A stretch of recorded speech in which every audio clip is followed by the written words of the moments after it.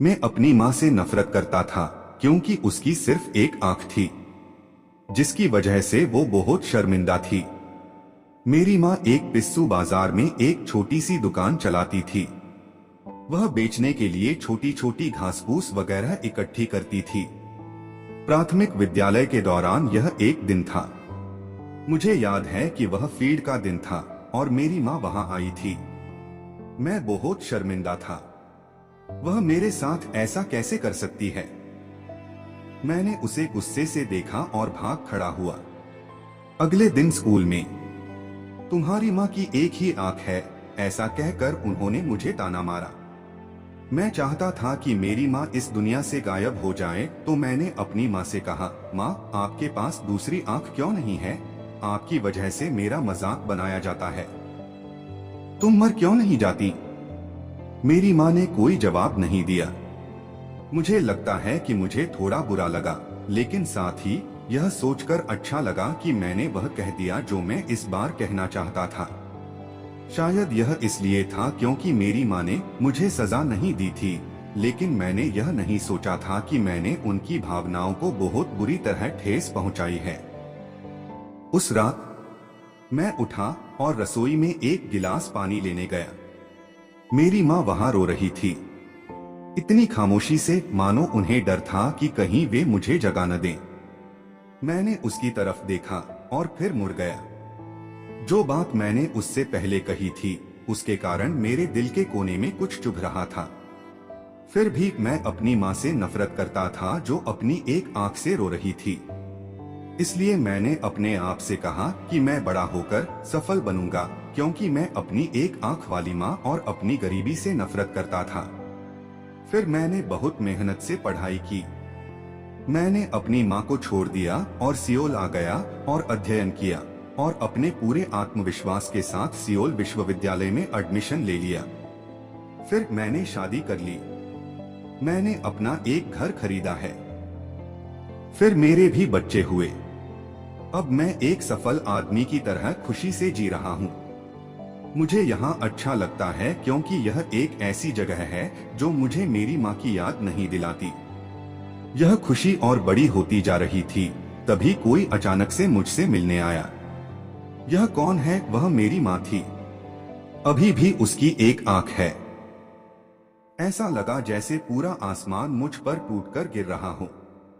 मेरी माँ की नजर से डरकर मेरी नन्ही बिटिया भाग गई और मैंने उससे पूछा, आप कौन हो? मैं आपको नहीं जानता, मानो मैंने उसे भूलने की कोशिश की हो।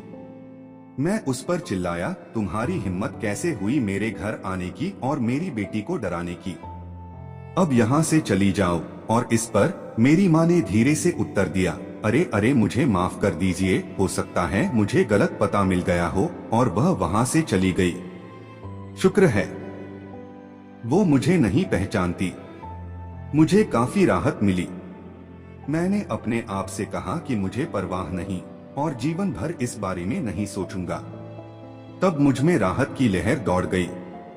एक दिन मेरे घर पर स्कूल के रियूनियन के संबंध में एक पत्र आया।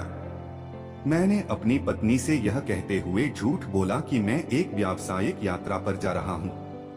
रियूनियन के बाद मैं उस पुरानी झोपड़ी में गया जिसे मैं एक घर कहता था। वहाँ जिज्ञासावश मैंने अपनी माँ को ठंडी जमीन पर गिरा हुआ पाया, लेकिन मैंने एक आंसू नहीं बहाया। उसके हाथ में एक कागज का टुकड़ा था, जो कि यह मेरे लिए एक पत्र था। उन्होंने लिखा था, मेरा बेटा, मुझे लगता है कि मेरा जीवन अब काफी लंबा हो गया है और मैं अब सियोल नहीं जाऊंगी। लेकिन क्या यह पूछना बहुत ज्यादा होगा कि क्या मैं चाहती हूँ कि बेटा आप एक बार मुझसे मिलने आओगे? मैं तुम्हें बहुत याद करती हूँ और मुझे बहुत खुशी हुई जब मैंने सुना कि तुम रियूनियन के लिए आ रहे हो।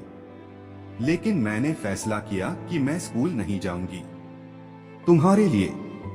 मुझे अफसोस है कि मेरी केवल एक आंख है और मैं तुम्हारे लिए शर्मिंदगी का सबब थी। जब तुम बहुत छोटे थे, तुम्हारा एक्सीडेंट हो गया था और तुम अपनी आंख खो बैठे। एक माँ के रूप में मैं तुम्हें केवल एक आंख के साथ बड़े होते हुए नहीं देख सकती थी। इसलिए मैंने तुम्हें अपनी आंख दे दी।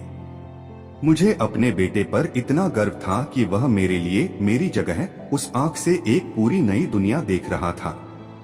बेटा, आपने जो कुछ भी किया उसके लिए मैं आपसे कभी नाराज नहीं हुई। 2 बार जब आप मुझसे नाराज थे, मैंने मन ही मन सोचा, ऐसा इसलिए है क्योंकि वह मुझसे प्यार करता है। मुझे वह समय याद आता है जब तुम अभी भी मेरे आसपास हुआ करते थे। मैं तुम्हें बहुत याद करती हूँ। मैं तुमसे बहुत प्यार करती हूँ।